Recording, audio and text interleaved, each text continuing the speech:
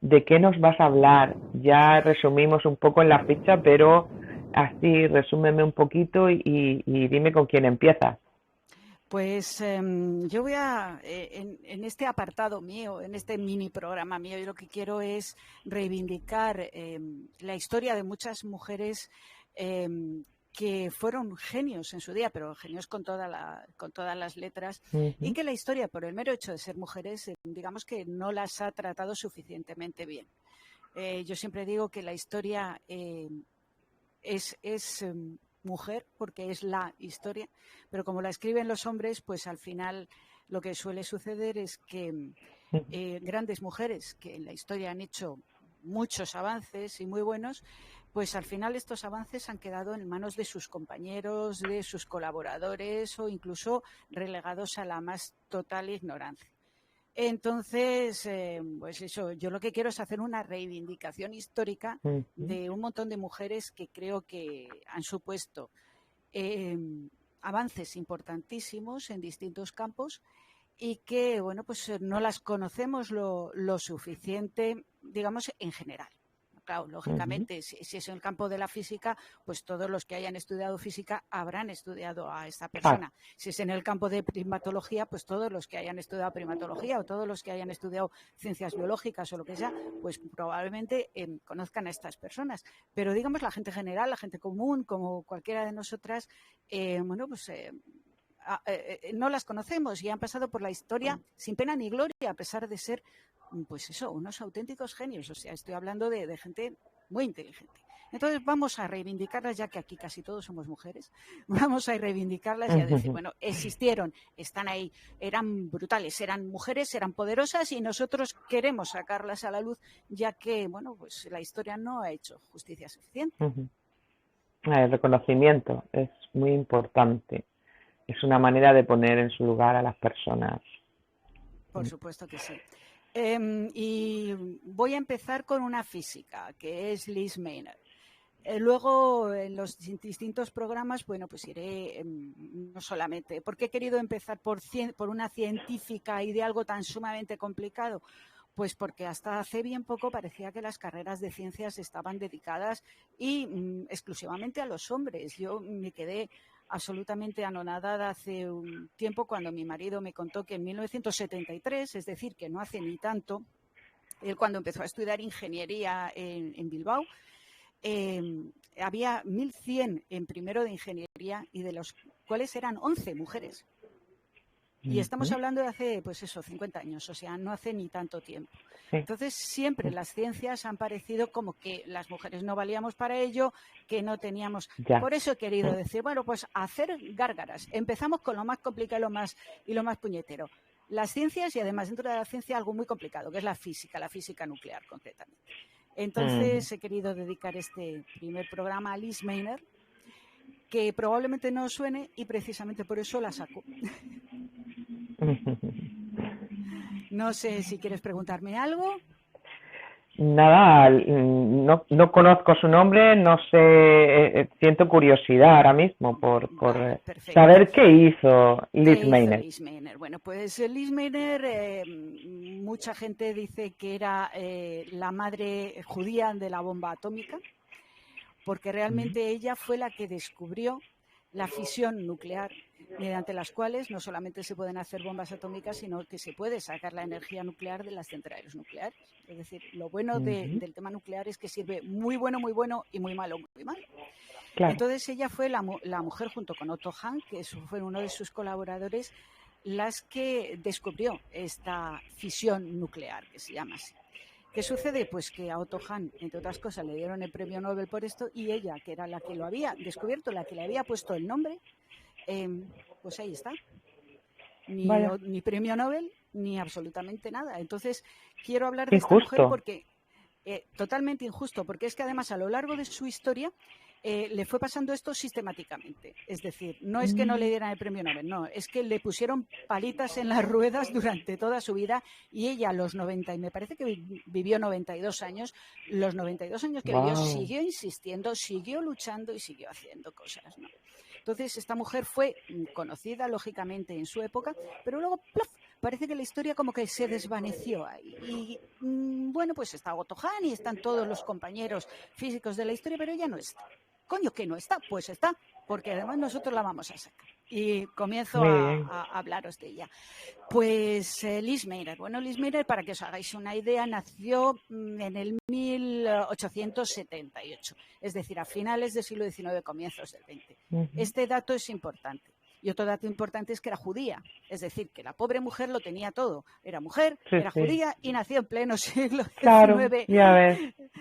Y vivió la guerra ahí. Comienzos del 20. Bueno, entonces, esta era una mujer fantástica, porque ya con 8 años le empezó a interesar, empezó a hacer sus investigaciones matemáticas, 8 años, y las cogía y las guardaba en una especie como de carterita o de libretita de anotaciones debajo de la almohada. Es decir, mientras otras niñas pues probablemente leíamos, y yo la primera, pues chistes, novelas románticas o cosas parecidas, ella ya estaba con 8 años haciendo sus investigaciones de matemáticas y de física y química.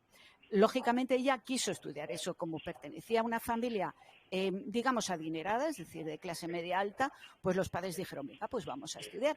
Primera cuestión que se encontró, resulta de que en los institutos de aquella Viena, nació en Viena, de aquella Austria, de aquella época, en los institutos de enseñanza superior no admitían mujeres.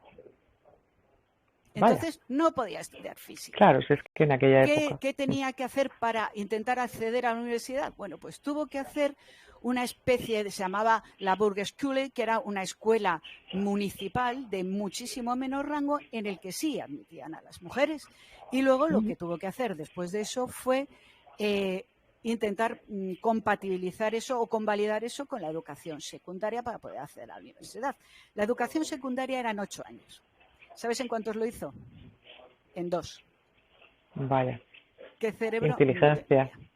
¿Qué cerebro no tendría Liz? Bueno, total que al final, bueno, pues logró entrar en la universidad, se matriculó en la Universidad de Viena y con el tiempo fue la segunda mujer doctora por física en la Universidad de Viena. Bueno, pues acabó en la Universidad de Viena y dijo, bueno, pues habrá que trabajar. Y claro, pues te puedes imaginar trabajar una mujer en el campo de la física en aquel momento. Bueno, pues ella quiso ir a la Universidad de Humboldt, donde estaba Max Planck. Max Planck fue uno de estos monstruos de la física que, bueno, pues para haceros una idea, todos hemos oído hablar de la física cuántica.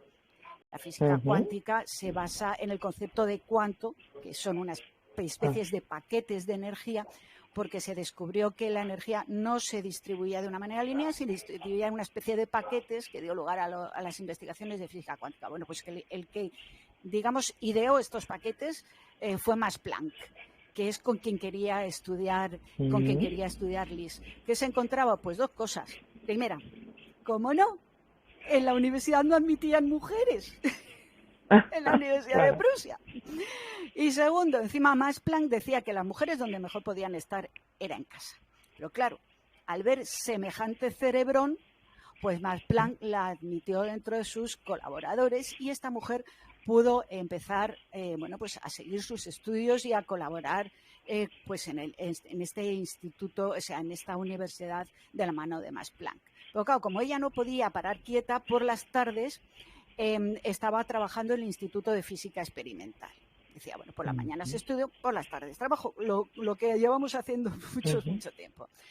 Y ahí conocí a un señor que se llamaba Otto Hahn. Quedaros con este nombre porque Otto es el que se quedó con el premio Nobel mientras que ella no lo tenía. Bueno, pues Otto Hahn fue amigo suyo y colaborador suyo durante 30 años. ¿Eso por la mañana o por la tarde? Por la tarde. Trabajando. Por la mañana estudiaba con Max Planck y por la tarde trabajaba. ¿Qué sucedía en el Instituto de Química? Que no admitían mujeres. Claro. Entonces, ¿qué tenía que hacer esta mujer para intentar colaborar con algo que era lo suyo? ¿Vale? Pues tenía que entrar por la puerta de atrás, o sea, clandestinamente, y la pobre mujer, hasta cuando tenía que hacer pis, tenía que ir a hacer pis al restaurante de al lado. ¿Vale? Porque es que no había posibilidad de esto. Bueno, al final, bueno, pues ella junto con Otto Hahn hicieron grandes avances dentro de la física y de la química, descubrieron uno de los compuestos de la tabla periódica, el prostantinio concretamente, Y bueno, pues la verdad es que fueron investigando, pues durante un tiempo, ¿no? A él le ofrecieron un puesto en el Instituto de Química con un sueldo de una cierta cantidad, y a Liz, bueno, pues le ofrecieron seguir trabajando como invitada sin recibir ningún sueldo. ¿Qué os parece? A mí es que esas cosas me dejan absolutamente helada. Es decir, Claro, y ella seguiría adelante porque cuando quieres algo da igual. O sea, da igual, sí. O sea, ella siguió adelante, hasta el punto de que años más tarde también a este mismo Otto Hahn le dieron una medalla súper importante, que es la medalla Mi Fisher y demás, y a él le ofrecieron la medalla y lógicamente todos los honores, y a ella le ofrecieron una copia de la medalla sin ningún tipo de mención. Es decir, ni que decir tiene que esta mujer, hombre, era muy buena persona y demás, y siguió hablando, pero aquello ya no lo aguanto, y dijo, va a ir a recoger la medalla, claro, de su tía. Y entonces, pues no dijo nada, no protestó, ¿qué demonios podías protestar en aquella época? Simplemente no fue a recoger la copia de esa medalla muy de mierda bien. que había.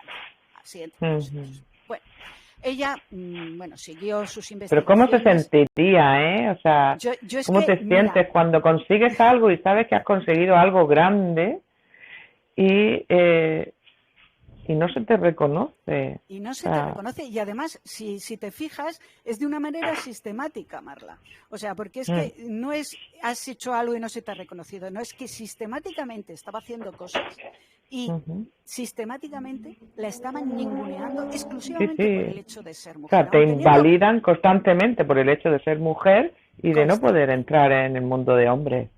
Pues efectivamente. A mí es que esas cosas me producen un cabreo, o sea, por llamarlo de alguna otra manera, que no te puedes hacer ni la más remota idea. Por eso he querido cogerla como la primera, porque es que a mí me parece que a esta mujer le sacudieron en los morros, hablando mal y pronto, durante toda su vida, y la tía siguió ahí hasta el punto de que o sea, cualquiera físico que le preguntas por Lisa Meitner y lo sabe, y sabe perfectamente, pero, o sea, es que yo decía... Sí, pero fíjate que por lo que estás diciendo, Sol, ¿cuántas mujeres empezarían así un camino paralelo al de Liz y se quedarían y no siguieron adelante porque no podían soportar, ¿no? Esa presión?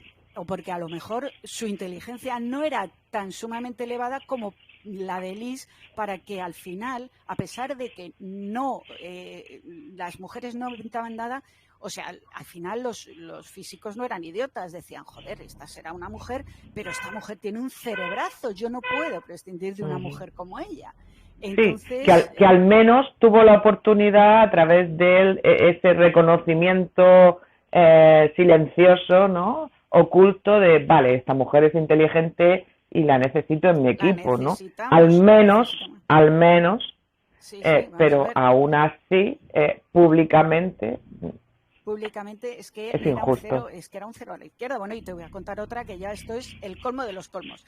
Ella descubrió un fenómeno físico que, si os lo cuento, nos podemos pasar toda la mañana aquí, pero era algo muy complicado, muy jorobado, de un electrón, de un átomo que actúa de una manera determinada y tal. Ella lo descubre un día como hoy, ¿no? ¿Vale? Lo publica. No pasa nada. Al cabo de 2 años lo descubre otra vez, porque la física es como todo, se pueden redescubrir, un francés, un señor que se llamaba Victor Auger. Bueno, pues ese puñetero Victor Auger lo cogió, lo publicó, y como era hombre y encima tenía muchos mejores contactos, el fenómeno que descubrió Liz Meitner y que luego redescubrió Victor Auger se llama el fenómeno Auger. No se llama el fenómeno Meitner. Entonces son cosas de esas que vas y sigues y sigues y sigues. Bueno, pues esta señora no paró, y además lo bueno que tenía es que estaba en ese momento, estaba en los años más bollantes, por decir así, de la física nuclear, que fueron aproximadamente los años 30. Es cuando se empezó a gestar la física nuclear, porque se empezó a saber de qué estaban compuestos los átomos, que al final es la base de la física nuclear, ¿no? Chadwick, que es uno de los físicos, descubrió el neutrón, y a partir de ese descubrimiento del neutrón todo lo que fue la física nuclear pegó un avance importantísimo, ¿no? Entonces, bueno, pues yo voy a explicar un poco. Ya sabes que los átomos están compuestos en un núcleo de neutrones y protones y luego unos electrones que están en las órbitas. Bueno, pues este señor descubrió el neutrón.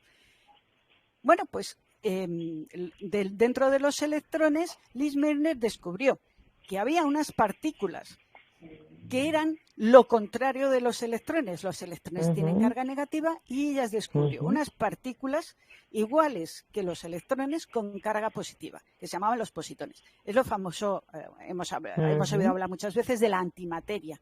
Bueno, pues la antimateria, la primera que descubrió una antimateria fue Lise Meitner. Entonces, bueno, pues empezaron ya el tema de los descubrimientos cada vez más. Todo esto con Otto Hahn, el famoso Otto Hahn que estuvo 30 años trabajando. Bien, pues estaba ahí en el culmen de vamos a inventar un montón de cosas con todo este asunto y ¡paf! Los nazis al poder. Claro. Judía, en Alemania, nazi. La cosa se le empezó a complicar. Pudo seguir trabajando, a pesar de no ser aria, durante un cierto tiempo, pues por el apoyo que tenía de Max Planck por un lado y por el apoyo que tenía de Otto Hahn por otro. Pero llegó un momento en el que ya pues no pudo seguir trabajando en Alemania. De hecho, le quitaron la nacionalidad austríaca por ser judía. Y la cosa se empezó a complicar. Niels Bohr, que era otro gran físico, se la quiso llevar a Copenhague. Al final Planck dijo que no, que la necesitaba en Berlín. Pero claro, las cosas se pusieron tan complicadas que realmente estaba en peligro su propia vida. Entonces, bueno, pues al final se tuvo que ir a seguir su investigación en Estocolmo, con la suerte que tuvo que allí estaba trabajando también a la Universidad de Estocolmo en el departamento de física uno de sus sobrinos. Y junto con este sobrino, el famoso Otto Hahn, que era como su noviete, y ella, bueno, pues descubrieron algo importantísimo, que fue la fisión nuclear. Pero descubrieron cómo se hacía una fisión nuclear, pero no sabían lo que estaban descubriendo. Es decir, para que nos hagamos una idea, lo que es la fisión nuclear. El núcleo ese del átomo, con sus neutrones y con sus protones y con sus neutrones, ahí está, este núcleo. De repente, ese núcleo de un átomo, si el átomo es, digamos, un átomo pesado, los átomos pesados son los que tienen muchos protones y muchos neutrones. El átomo más pesado que existía entonces y que existe en la naturaleza es el átomo de uranio, que tiene 92 protones, 90 de los neutrones en el núcleo. El menos pesado que existe es el hidrógeno, tiene uno de cada. Vale. Pues entonces, si tú tienes un átomo pesado, un átomo de uranio, este átomo puede captar un neutrón. En la naturaleza los captan, pero también porque yo le estoy lanzando neutrones, le estoy bombardeando, y en el momento que capta un neutrón, ese átomo se disgrega en dos. Pero no se disgregan dos átomos de uranio, no, se disgrega en dos componentes radicalmente distintos, que en este caso son cesio y berilio, pero se puede disgregar en otros componentes. ¿Qué sucede cuando se disgregan estos componentes? Pues que lo que genera, aparte de estos dos átomos distintos, una cantidad inmensa de energía, importantísima, inmensa. Luego genera también neutrones y demás. Pero claro, esa cantidad inmensa de energía, ¿para qué sirve? Pues para todo lo que sirve la energía, para lo bueno y para lo malo. Claro. Entonces, realmente Lise Meitner lo que descubrió, y luego lo escribió en la revista Nature, o Nature, como queráis decirlo, fue que efectivamente se fisionaba el núcleo y daba lugar a dos componentes radicalmente diferentes. Cosa que los otros lo había hecho con sus compañeros, pero nadie supo explicar qué es lo que sucedía. ¿Qué sucede con esto? Esta es la base total de toda la energía atómica, buena y mala.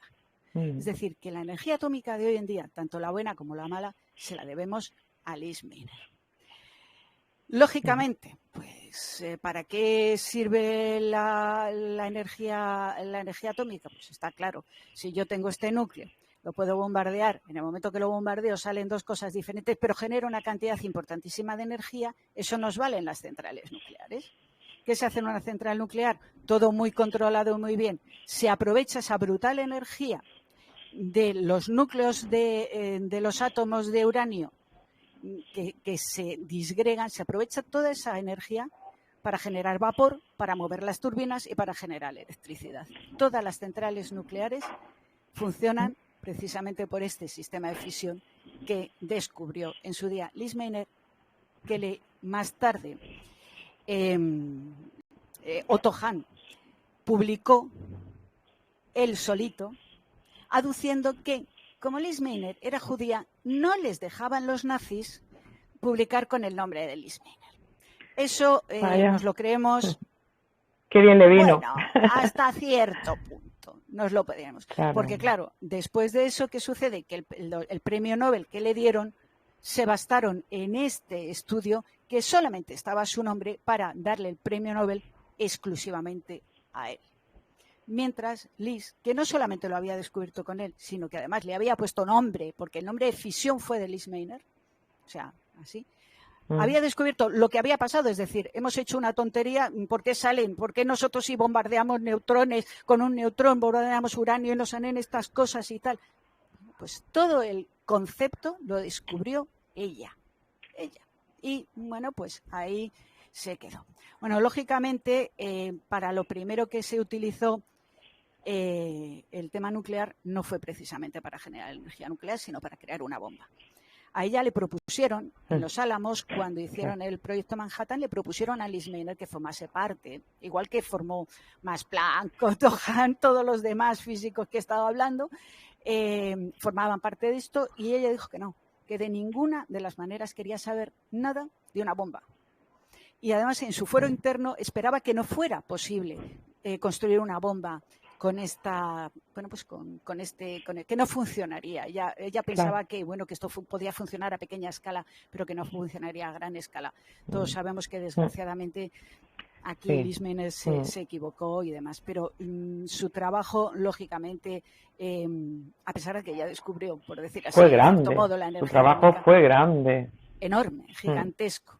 Fue pequeño, pero fue grande, ¿no? Pero grande, tú date cuenta que ella no tocó, no es como Marie Curie que realmente estaba en contacto con el radio y demás, no, ella era todo teórico, es decir, por eso vivió 90 años y el resto palmaron prontísimo, porque claro, estar jugando con átomos de uranio, con la radioactividad, eso, vamos, o sea, te lleva a cenar con el Altísimo antes de los 50 años, que es lo que pasó pues, prácticamente con todos los que llevaron toda la generación de la bomba nuclear, que todos murieron con una relativa juventud, todos en torno a los 50 y tantos, 60 años precisamente por eso. Ella no, pues porque fue todo en el plano teórico, ¿no?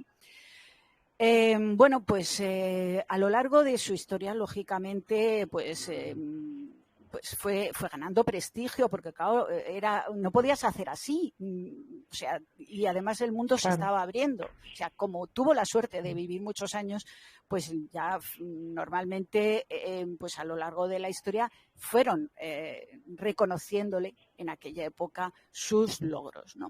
Pero para que te hagas una idea, esta mujer estuvo nominada para el Premio Nobel de Física o de Química 48 veces. 48. Madre mía, qué no burrada, fíjate. 48 Madre veces. Mía. Bueno, lo que sí pasó es lo que te decía, que con el tiempo, pues al final, los físicos en general, el mundo físico, pues reconoció que esta mujer era, bueno, pues todo lo que te estoy contando, absolutamente bárbara en su campo.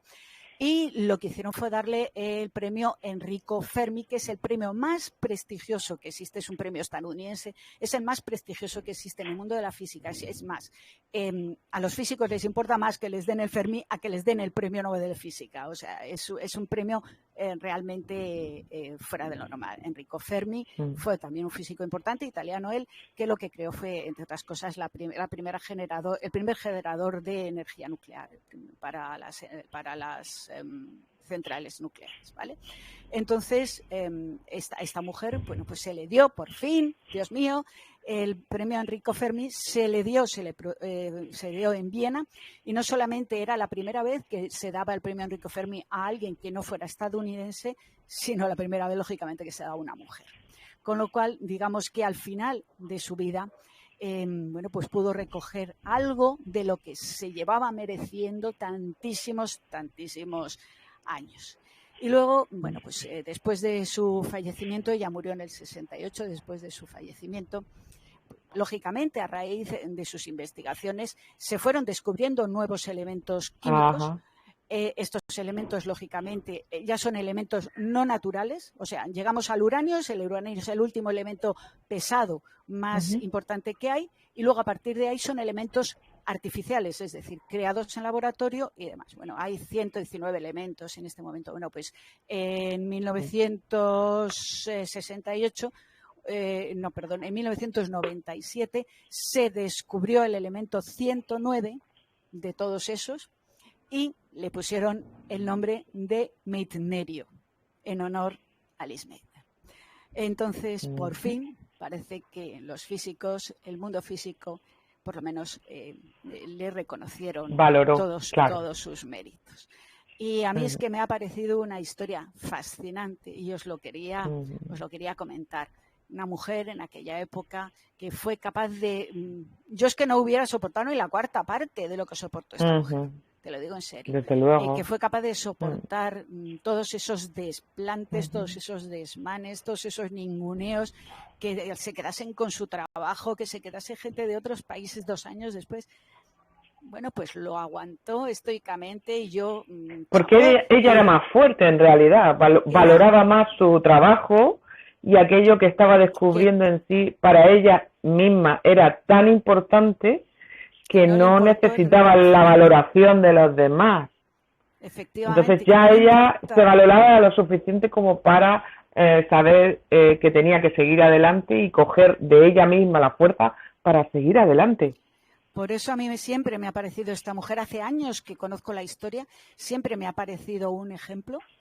Y siempre me ha parecido, por un lado, que la gente lo tenía que saber debido a 2 cosas. La injusticia manifiesta sobre las mujeres, que hace no tanto, que estamos hablando de un siglo, que hace no tanto seguía existiendo. Y por otro lado, la fortaleza de ánimo de esta mujer tan buena, que pasó olímpicamente de los reconocimientos y dijo, no, lo mío es la física, yo me voy a inventar aquí todo lo que haga falta y un poquito más. Que, bueno, pues el reconocimiento que se lo lleve Otto y que se lo lleven Otos. Que era un poco lo mismo. Efectivamente, qué bueno. Sí. Entonces, bueno, Sol, pues muchas gracias. Me ha encantado. Me gusta este programa, promete. Encantada de tenerte aquí en este canal conmigo. Ya sabes que te valoro de manera muy especial. Eres la periodista del canal, la verdadera periodista del canal y además escritora, así que y locutora, o sea que lo tengo todo contigo aquí.